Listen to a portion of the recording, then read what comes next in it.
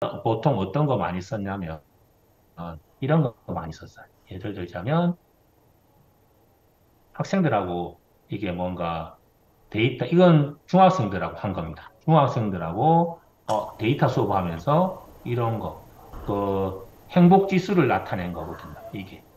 거기, 캐글에 들어가면 세계 행복 지수라고 해마다 발표되는 데이터가 있어요. 그러면 각 나라가 어떤, 행복 지수가 가장 높으냐, 낮은 나를 비교해 보는데 저는 이걸 뒤에 자료들을 다 붙여봤어요.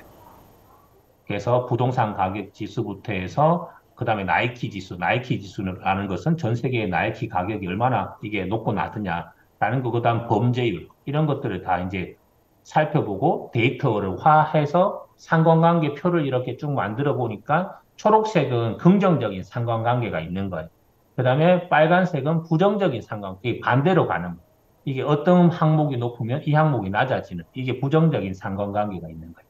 그래서 이런 상관관계 분석 자료들을 만들어서 학생들하고 쭉 이제 이거와 이거의 가치를 이렇게 얘기하는 거죠. 그래서 어떤 항목들이 높아지면 딱 덩달아 따라오는 게 뭐가 있더라. 라는 항목. 예를 들자면 여기에 보면 행복 점수랑 관련된 것들이 이거 각종 행복 지수 뿐만 아니라 나이키 지수.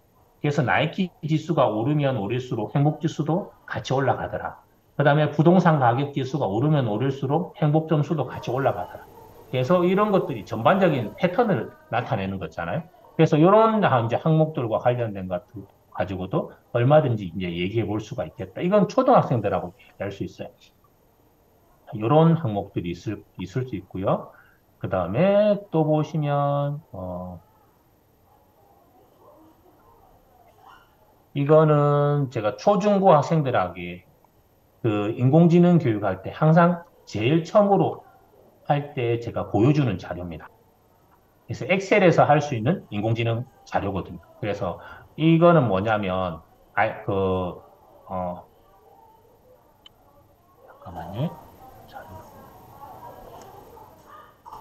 최소 제곱을 활용한 회귀 분석이라고 아마 논문 쓰신 수석님들은 아실 텐데, 뭔가 경향을 나타내는 거예요.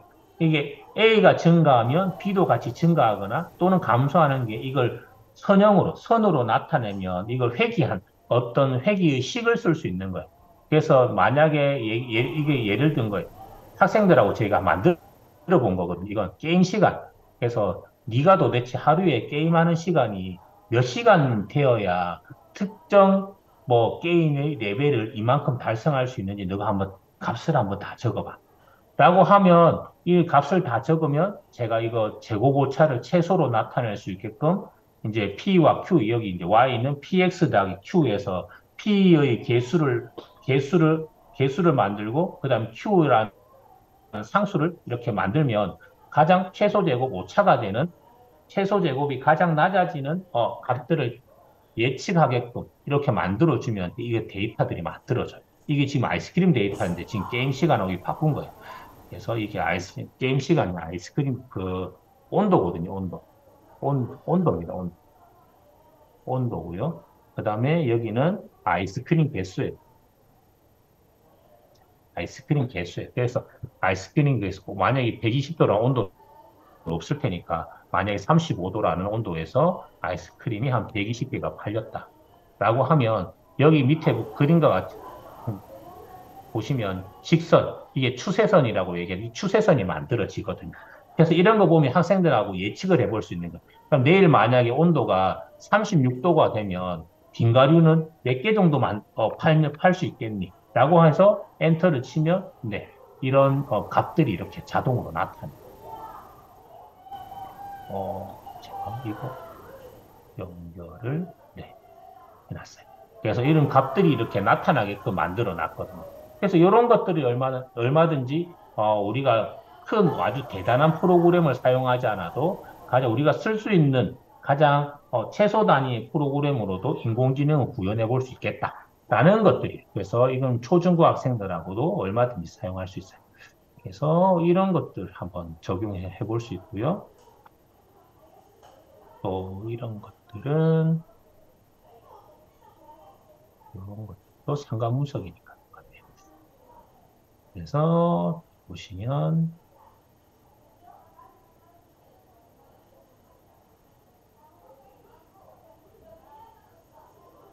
이건 뭐냐면 자, 데이터를 만들었어요.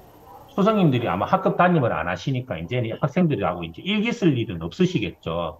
일기 쓸 일은 없으실 텐데 요즘 하시는 것 중에 뭐가 있냐면 패들렛에 학생들 그 왜 느낀 점이라든지 어떤 활동들 기록하는 거 있지 않습니까? 그래서 저는 이제 담임할 때 일기장을 학생들한테 이게 폼으로 받았어요. 설문 폼으로. 그래서 매일매일 일기를 썼어요. 설문 폼으로. 어떻게 썼냐면 아이고, 시트가 이렇게 나와 있는데, 여기에는 결과 자료만 있네. 그래서 이게 학생들하고 이게 일기 썼던 자료에서 1번 항목이 뭐였냐면, 오늘 대화를 나누었던 친구를 클릭하세요라는 항목이 있고 2번에 일기 쓰는 거예요. 그러면 제가 알아보고자 하는 게 뭐냐면, 학생들의 교우 관계를 내가 항상 조사해보고 싶으니까, 그래서 항상 그 오늘 대화했던 친구들을 그냥 클릭해라. 라고만 하고 뒤에 그냥 일기도 간단하게 항상 쓰는 거였거든요. 그래서 이 자료들을 다 이용하면 뭘 만들 수 있냐면 학생들하고 이게 초등학교 5, 6학년의 도덕과 수업에 보면 자기 성찰이 있어요. 자기 성찰. 그래서 내가 어떤 걸 했는지 자기 성찰하는 뭐 글을 써보자라고 하는데 자기 성찰에 대한 근거가 없잖아요. 그러면 제가 이걸 다 모아놨다가 학생들별로 다 나누어 가지고 학생들이 썼던 일기를 워드 클라우드로 만들어요. 빅데이터를 이용해서. 그러면 제일 많이 썼던 단어, 그 다음에 주로 쓰는 단어 한 10개 정도를 뽑아라. 라고 하면 애들이 일기장에서 제일 많이 썼던 단어들이 이제 자기는 의도하지 않고 이제 기술적으로 뽑는 거니까 뽑으면 뭐도 나오냐면 일기에서 막 썼던 욕이라든지 안 그러면 상대방을 비방했던 글이 단어라든지 이런 단어들이 쭉 나오는 거예요. 그러면 학생들이 자기가 보고 당황하겠죠. 그럼 보면, 제가 이거 썼던 이유는 이러해서 썼어요. 라고 이제 얘기하면서, 다음부터는 이거 안 쓰도록 노력할게요. 라고 이제 학생들이 저절로 거기에 대한 뭔가 성찰이 되거든요. 그럼 저는 학생들이 이거 아까 2번에 교우 관계를 이렇게 쭉 뽑았는데, 저는 학생별로 이게 학생 이름별로 워드 클라우드를 만들면 가장 자기가 언급을 많이 했던 친구가 가장 친한 친구가 되는 거예요. 그래서 그런 것 이용해가지고 교우 관계도를 제가 기술적으로 만들 수가 있거든요. 그래서 이런 걸 이용해가지고 얼마든지 학생들하고 같이 만들어 본 활동들이 있었어요. 그러면 제가 이 사례로, 이건 조금 이따 한번 보여드릴게요. 자, 그래서 이거는 제가 이거 보건실에 선생님한테, 보건 선생님이 맨날 이걸 수기로 적고 계셔가지고, 제가 그러면 어플로 만들어 드릴게요. 해서 만들어 드린 거예요. 그래서 이렇게 뭐 의사들 왜 병원 가면 제가 이름 딱 체크하면 왜 화면에 쭉 뜨잖아요. 쭉 뜨면 어디 아픈지 적어라라고 얘기하면 이렇게 떠요. 그럼 학생들이 쭉 뜨면 리스트가 쭉 뜨는 거예요. 그러면 보건 선생님 보고 들어가서 처방을 해주는 거예요. 처방해서 처치 완료하면 이제 자동으로 다 저장되는 이런 시스템으로 만들었어요. 그다음에 치료 결과들이 이렇게 표로 이제 나타내서 볼 수도 있고요.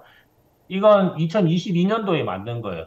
그래서 유니티로 이렇게 메타버스 공간들을 직접 만들어서 유니티로 직접 그 뭔가 아바타를 실행시켜 가지고 안에서 뭐 그 활동들을 한 거. 제가 영상으로 간단하게 보여드리면 이런 식으로 이게 시작 화면이고요.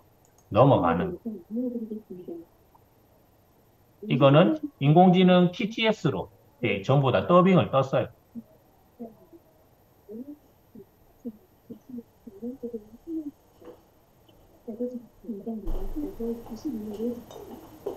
게임하는 설명을 얘기하고 클릭하면 이렇게 되는 거예요. 그래서 안내가 나오면 이게 제 캐릭터가 가면서 길 찾아가면서 하트를 먹는 거예요. 그래서 이게 우리 그 부산에 있는 문화유산에 문화유적을 지금 찾아가고 있는 거예요. 그래서 운수사 절을 찾아가고 있는데 운수사 가서 영상도 시청하고 네 가서 운수사에서 중요한 문화유산을 찾아라라고 미션을 주면 네 해서 가서 문화유산을 가서 둘러보고, 네, 대웅전에 가서, 네, 우리 있는 문화유산을 찾는 거예요. 1992년 스코어 조사는 인수사의 대표적인 결단으로 인수사 대운전에 모셔져 있습니다. 이런 것들을 유니티에서 메타버스 공간을 처음부터 끝까지 이렇게 설계하고, 그 다음에 게임, 시나리오 만들고, 게임 캐릭터 이용해가지고 움직이게 만들고 하는 것들을 전부 다 이게 세 달에 걸쳐가지고 만들었어요.